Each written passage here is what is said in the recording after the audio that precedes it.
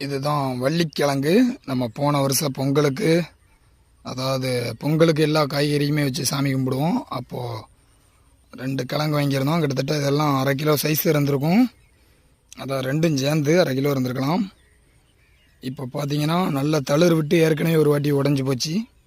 இப்போ 2வது தளிர் வந்திருக்கு. இனிமேல் வேஸ்ட் ஆக்கக்கூடாது அப்படின்னு சொல்லிட்டு நம்ம வாழை வயலில் வைக்க போகிறோம்.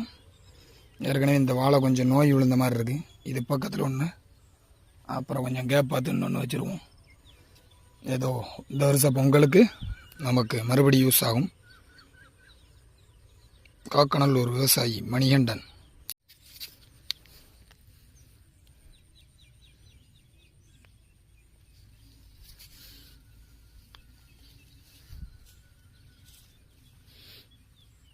நம்ம எந்த செடி வச்சாலுமே பார்த்திங்கன்னா கிழங்கு வகையாக இருக்கட்டும், செடிகளாக இருக்கட்டும், இப்போ நம்ம